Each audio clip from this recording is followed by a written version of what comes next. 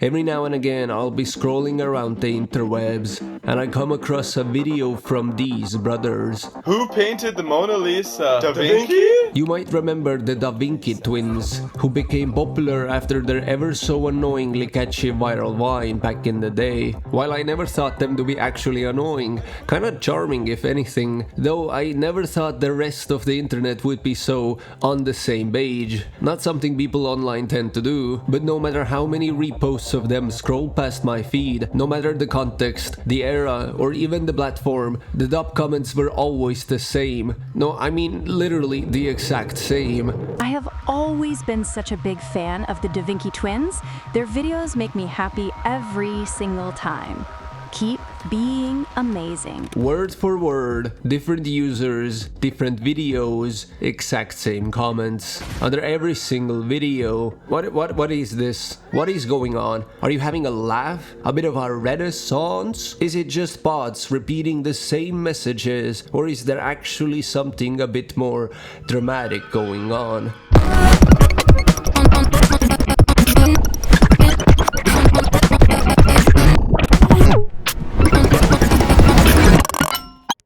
Well, no, probably not. At least not in this case. I think the internet landscape has just changed enough in recent times, so their over-the-top but sincere comedy has resonated with a lot of people over the years. These are just eerie coincidences, sometimes maybe less of a coincidence and more of a showcase of how bad the botting problem has gotten, especially on big social media platforms, where just the sheer number of users creates a kind of echo chamber. The dead internet theory suggests that the internet has been dominated by bot activity, algorithmically curated content, and artificial intelligence, rather than genuine human interaction, roughly since 2016 to 2017. It posits that the majority of traffic, social media posts, and content is generated to manipulate consumer behavior and public perception.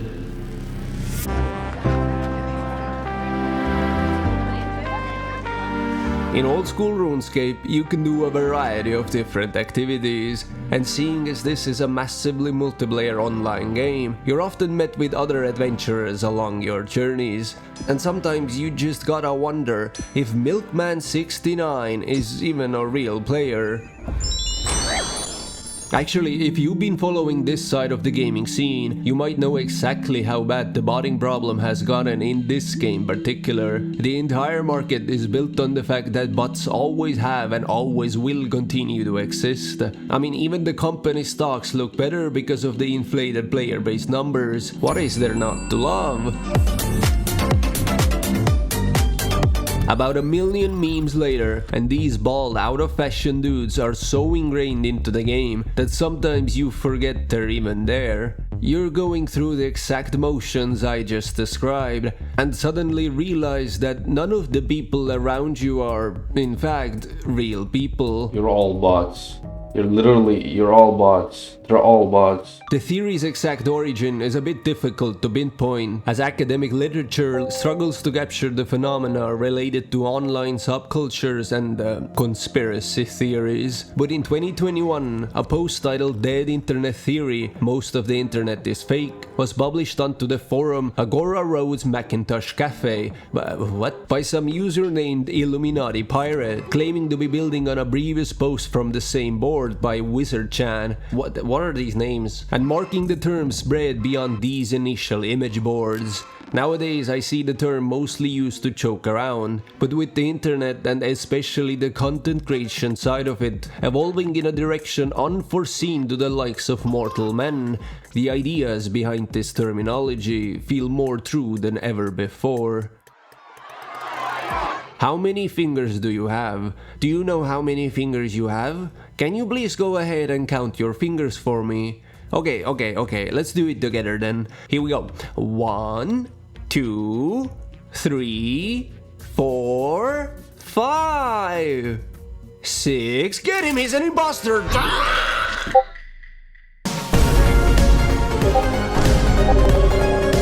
There is no combo of words that strikes more fear into the hearts of artists than AI slop. Platforms like YouTube have been forever tainted with a big coat of generated pain. We have come a long way since whatever Will Smith was up to back then. And what feels like a blink of an eye later, you can no longer tell if your money-begging relatives on FaceTime are actually real people. But as a creator, it feels especially dystopian looking around recently. Seeing YouTube filled to the brim with fake movie trailers, fake reactions, fake games and art doesn't surprise me even a little. It's always been a doggy world out there, so obviously the masses are going to do whatever it takes to get their piece of the bread.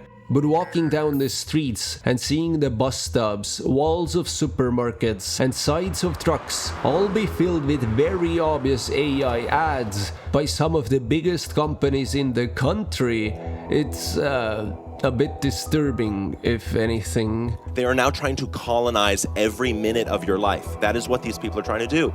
Every single free moment you have is a moment you could be looking at your phone and they could be gathering information to target ads at you. That's what's happening. People claim the internet feels like it has gotten noticeably smaller, even though in reality it's bigger than ever. Then why does everything feel so categorized, mainstreamed, designed for consumption nowadays?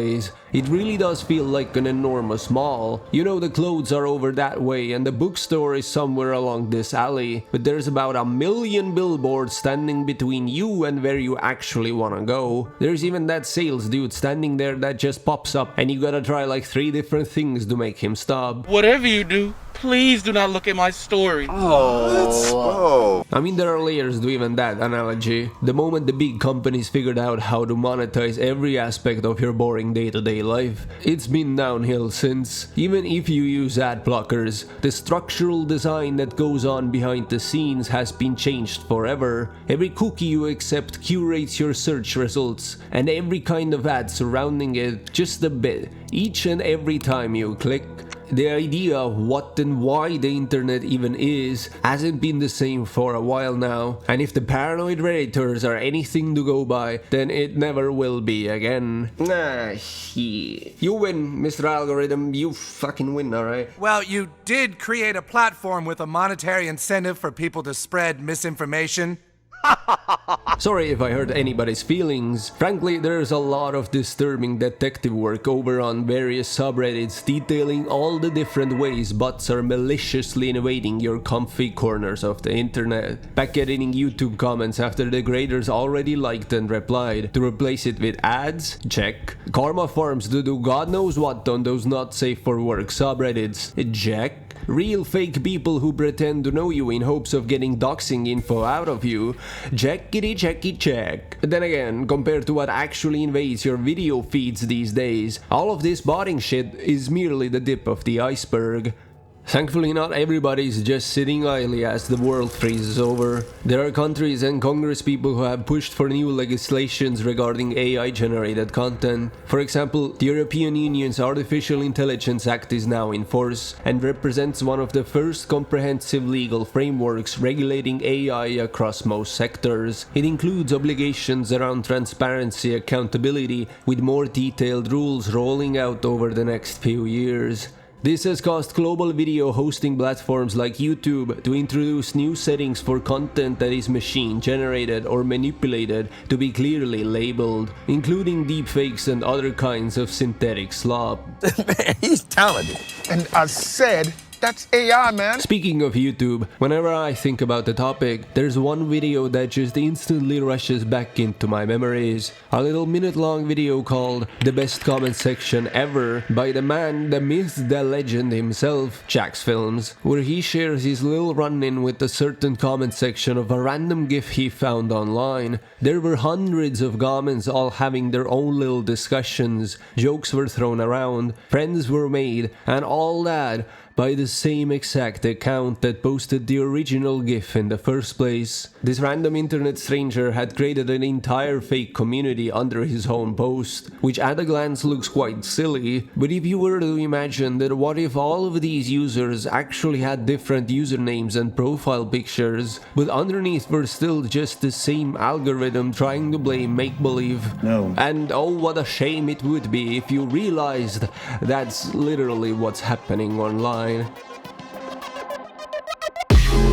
But I mean, this is Jacksfilms we're talking about. Of course, the video itself is just another layer of the meta joke you've been now tricked into watching. And there are hundreds and hundreds of comments he's making and replying to his own threads. There's every conceivable type of comment, even the analytical, way too long comments, and some copy pasta thrown in for good measure. There have been quite a lot of moments where I personally have been struck with that weird feeling that the comment section I've been reading through feels especially artificial. And I don't mean the fact that you automatically scroll past the first 3 comments on any reel ever posted, because they're just bots anyway. No. I mean that one time when I opened the Reddit thread to find out that literally everybody besides me is in on some kind of a joke.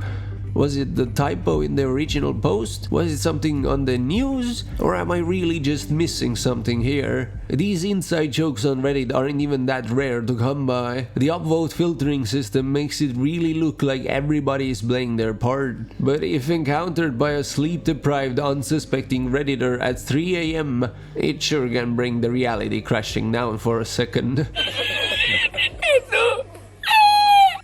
Bots and overly complicated inside jokes can be found just about anywhere on the internet. I guess Reddit just feels especially transparent with these topics. Users on pretty much any social media to ever exist have reported sightings of bots flooding the comments. Accounts created in a very similar time frame, rushing under posts and threads as kind of a crashing wave from the ocean. They pop up one by one in rapid succession, and then suddenly the waters calm back down. These fake people pretend to be the real thing by saying the most generalized and random shit imaginable. Anything it takes to keep spreading the generated gospel.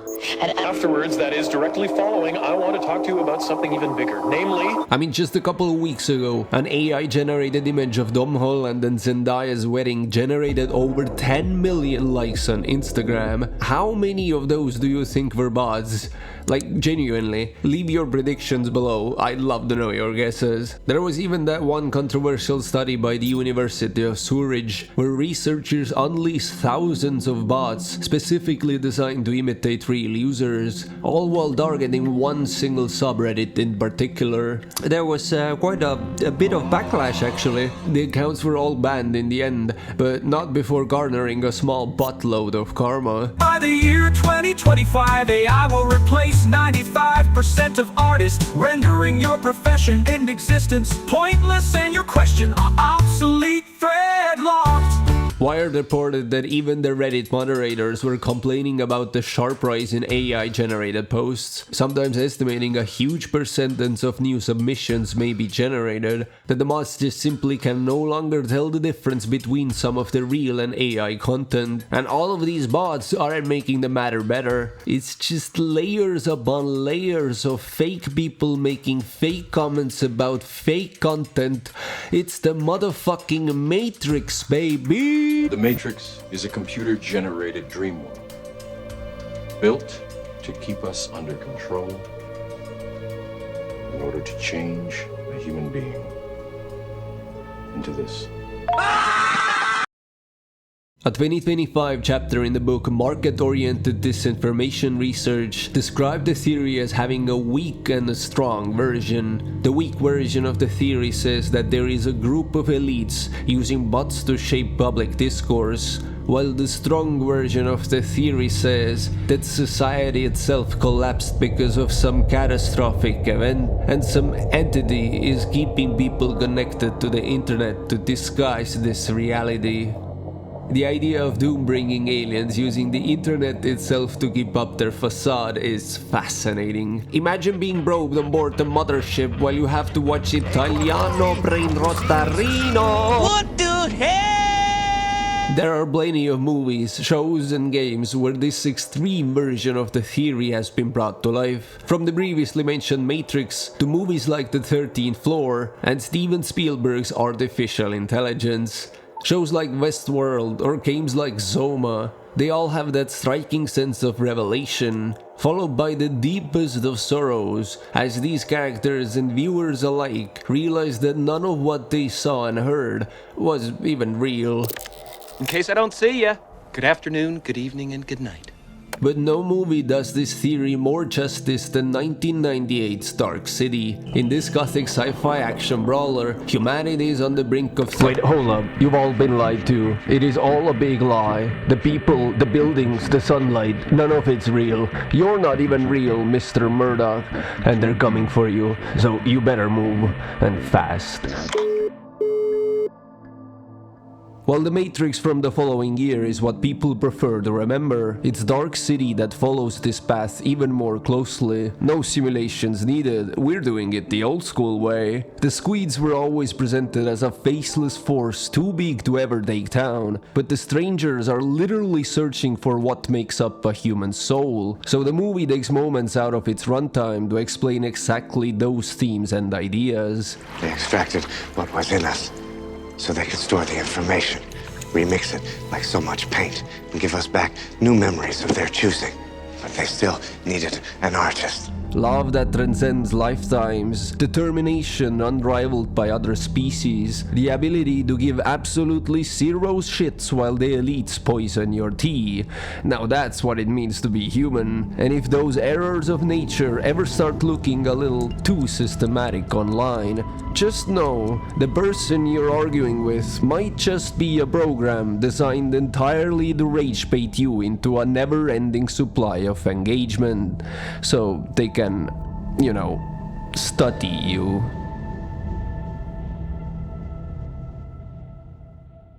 Thank you so much for once again tuning in. As always, any kind of feedback is very much welcomed, but I do want to take the moment to announce that I've officially opened up my Patreon, where you can find all kinds of behind the scenes stuff. I want to start doing proper polls about the future of the channel, and just share my excitement about these videos, what goes into making them, and where do I draw my inspiration from in the first place. It feels like a genuine next step to actually becoming a community, and I can't wait to discuss all kinds of movies, games, and other spooky stuff with you there. Alright, bye bye.